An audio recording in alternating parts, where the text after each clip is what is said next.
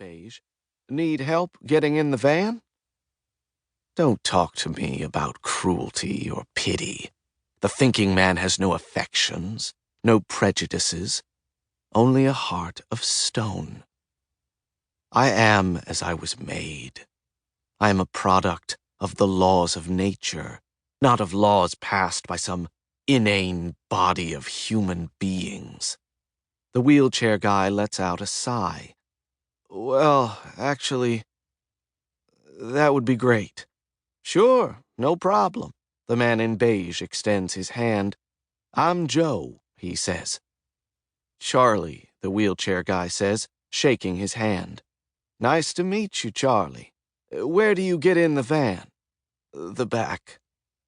The man in beige, Joe, takes the handles of the wheelchair and wheels Charlie to the back of the van.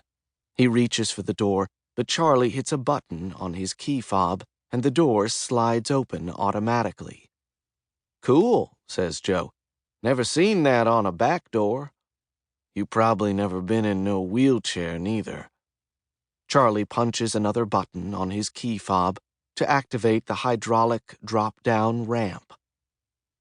Joe pushes Charlie up the ramp and into the bed of the van.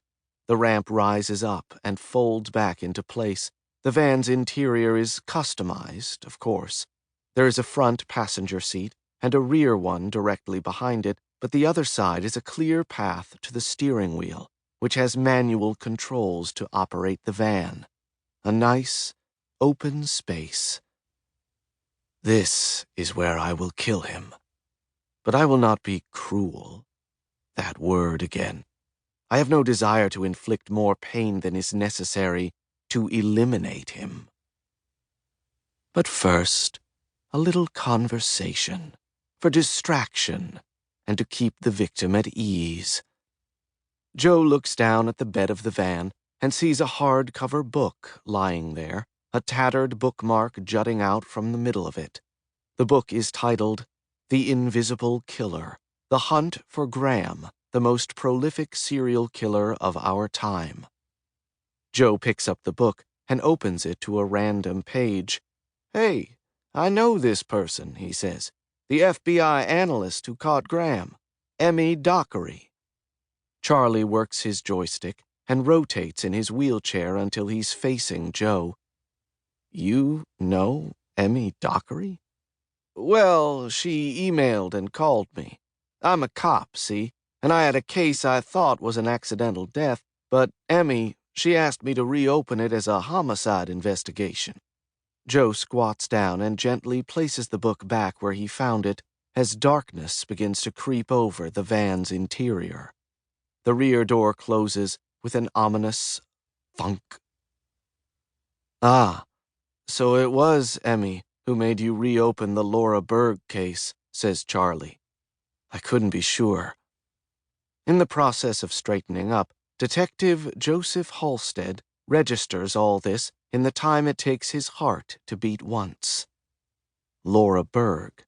The controls on Charlie's wheelchair suddenly working, the rear door closing, before he feels the electrode darts hit him in the stomach. The detective jerks at the jolt of electricity seizing his body and immediately loses muscle control. He collapses onto the bed of the van hard, unable to break his fall. You immediately discounted me as a threat, says Charlie. Even you, an officer of the law.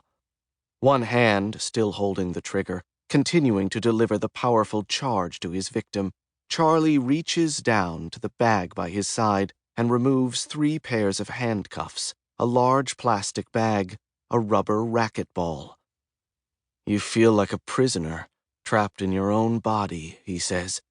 You feel vulnerable and helpless. Detective Halstead lies on the floor of the van, his body convulsing, his eyes wide, his mouth hanging open like a dropped drawbridge. If it's any consolation, Emmy was right, says Charlie. Laura Berg's death was not an accident. Yours won't be either. 2. I pull up the email with the